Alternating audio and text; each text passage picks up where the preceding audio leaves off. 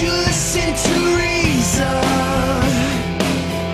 Will you open your eyes? George in Dunmore, how are you? Hello? Hey. Yes, Matt and Tracy. Hey. Yeah, thanks for waiting. I would like to ask a question, if I may, and that is how the faith of an atheist differs from the faith of a theist, in your opinion. Now, you say that faith is gullibility, yet everyone has faith in something. No, they don't. Including yourselves. No, they don't. I disagree, sir. Everybody has faith in Well, something. you can disagree all day long, but I'm going to tell you what I mean by faith and why I don't have it. Faith is the excuse people give for believing in something when they don't have a good reason. If you have a good reason to believe in something, you don't need to make appeals to faith. Well, saying to have a good reason, that is an opinion, I believe. Well, if you say, I have a good reason to believe in this, that's your opinion, I might think differently. Yes, of course you could, but you could also be wrong. Yes, and so could you. Correct. So how do we go about determining which of us is actually right? Well, that's my question. You say that the faith of a theist is gullibility. Yes. Well, no, not the faith of a theist. I just say faith is gullibility. Doesn't mean it applies to theists. There are people who have faith in things like psychic healers and homeopathy and all sorts of other things, and that's also gullibility. And it is countered by education and an appeal to actually good, demonstrable standards of evidence. Well, now, if you don't know something for a fact, do you not have faith in it if you believe it to be true? When you say for a fact, are you saying anytime I'm not absolutely certain, am I using faith? Yes. No, I'm not using faith. There are plenty of things that we're not absolutely certain about, but we have reasonable levels of confidence based on good evidence. The fact that I might exercise inductive reasoning and might not be correct or might not be absolutely certain is irrelevant. And what do you think of the faith of someone who believes in God, who has faith that there is God and there are miracles? What do you think about that faith?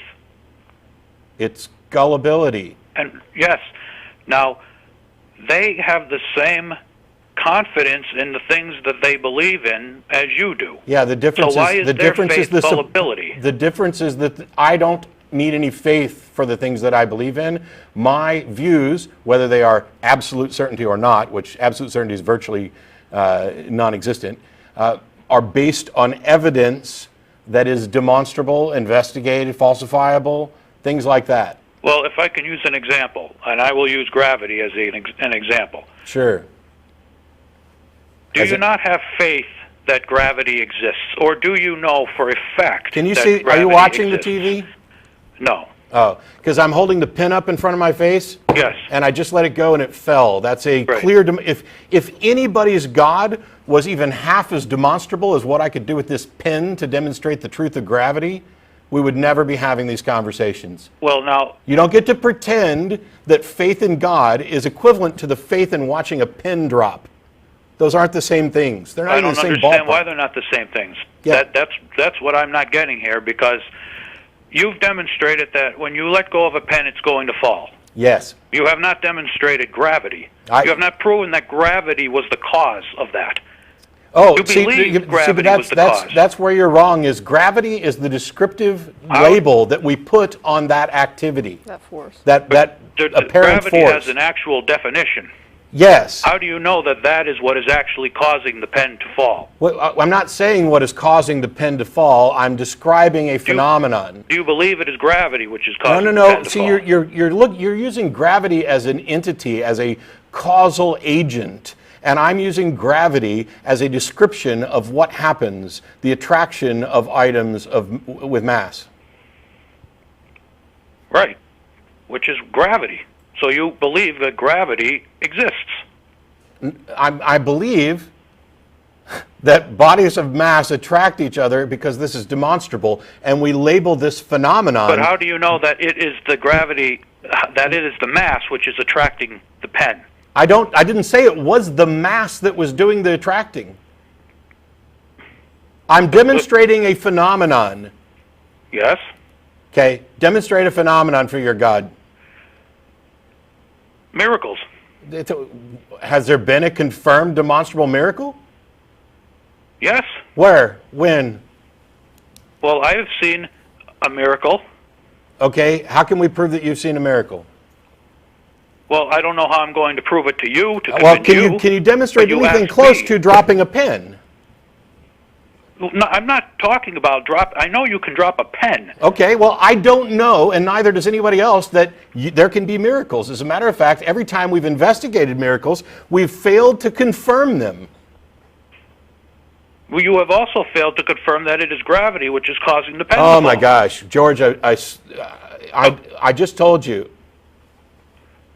Gravity is the label that we My put. point is you have faith in science. I don't. I have confidence based on demonstrable evidence. See, now you're changing the terms around. Yes. I would say the same thing.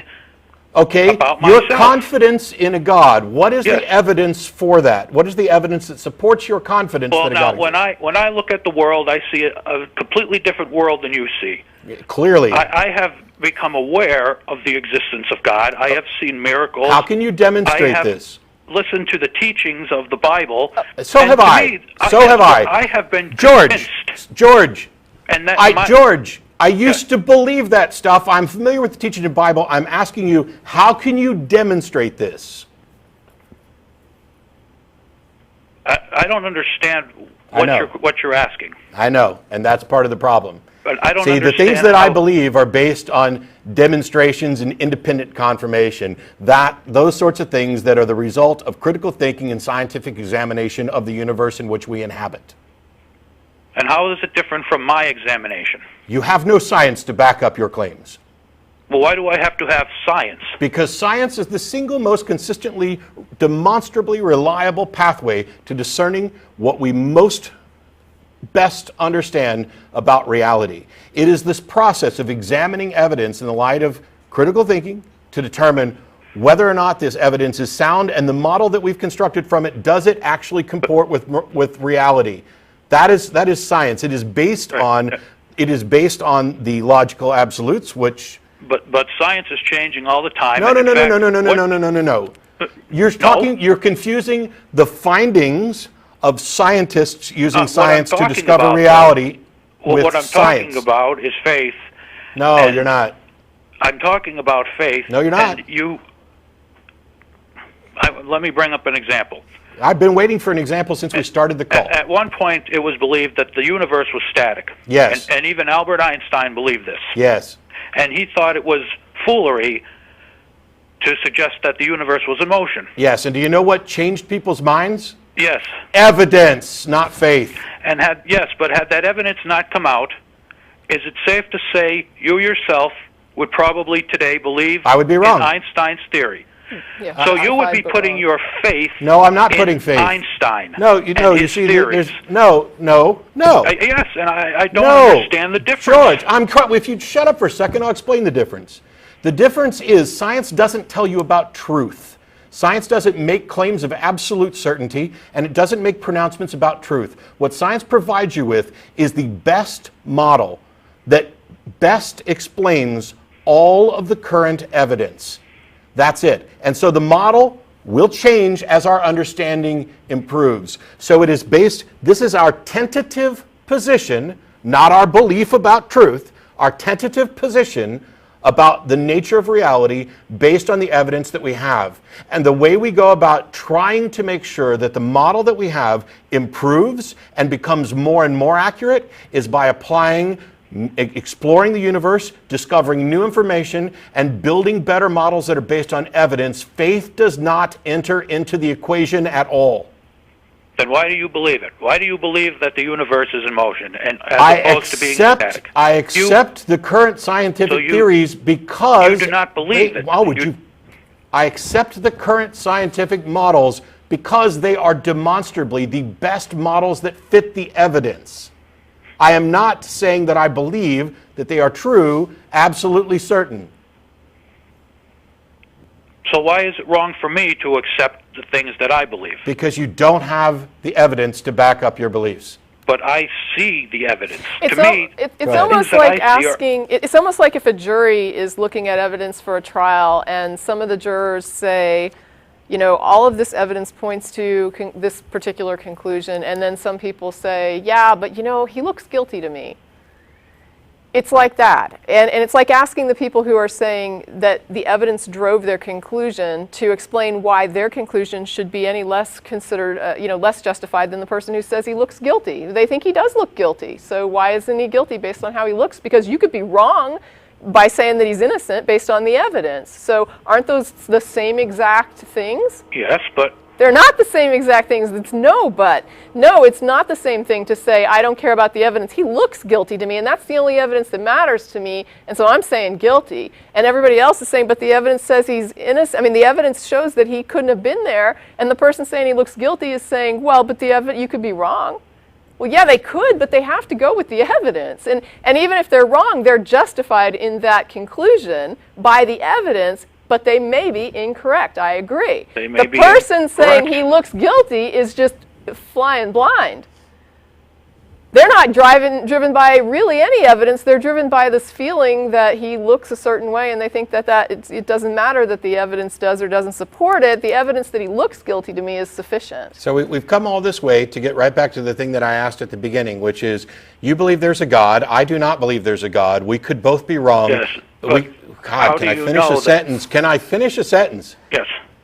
You believe there's a God. I don't believe there's a God. We could both be mistaken. How do we go about determining which of us is most likely correct? How do you know that you're the right one? How do you know that you're That's what I just asked. right? Yes, how do you know that you're right? That's what I just asked. What process do we use to determine whether or not you are correct? Is it just a matter of opinion? No. So you're making a truth claim about the universe. How do we go about determining whether or not it's true? You need to see for yourself. You need to look at the evidence and think what it means to you. Oh, that sounds to me a lot like the opinion that you just said it wasn't. No, it's not an opinion. If you just say that you have to look at it and determine what it means to you, that's called opinion. Well, when you look at the universe, sir, you see it a certain way. Is that not your opinion? My subjective experience of the universe is not the same as an opinion about the universe. Do I have opinions about the universe? Yes, but I don't see. You're claiming that a God exists, and I'm saying I don't believe you. Yes, how do we determine whether or not your claim, whether or not we should believe your claim? Well, I could ask the same thing of you, sir. No, you couldn't. No, you couldn't. But you are preaching the fact that God does not exist. No, I'm not. No, I'm not. No, I'm not. And I started the show off by explaining this. I am not preaching that there is no God. Atheism is not the assertion that gods don't exist. Then what is the As I explained at the beginning of the show, atheism is the rejection of theistic claims. Theists assert that a God exists. Atheists do not believe that claim. Atheists do not believe that a God exists. That is not the same as believing that gods don't exist. Do you tell people that God does not exist, sir? No. You don't tell people that? No, because first they have to define their God and explain why they believe that he exists before we can have a discussion. Now, how do we go about determining whether or not your claim that a God exists is true or believable? Well, what methodologies? I still can't come down to the difference between the two faiths. The things that I have faith in, and the things that you have faith in, I do not see how one is gullible and one is reasonable. I don't understand. I know, and that's the problem. And the demonstration of the problem, the demonstration of the problem is that I have asked you repeatedly, what methodology can you propose that we can use to verify independently that your claim is true, and instead of answering it, or even suggesting an answer, all you do is keep coming back to, well, you have faith too. Well, I have answers, sir, but I know that you don't believe in those answers, and you think that they are laughable, so I don't even see the reason in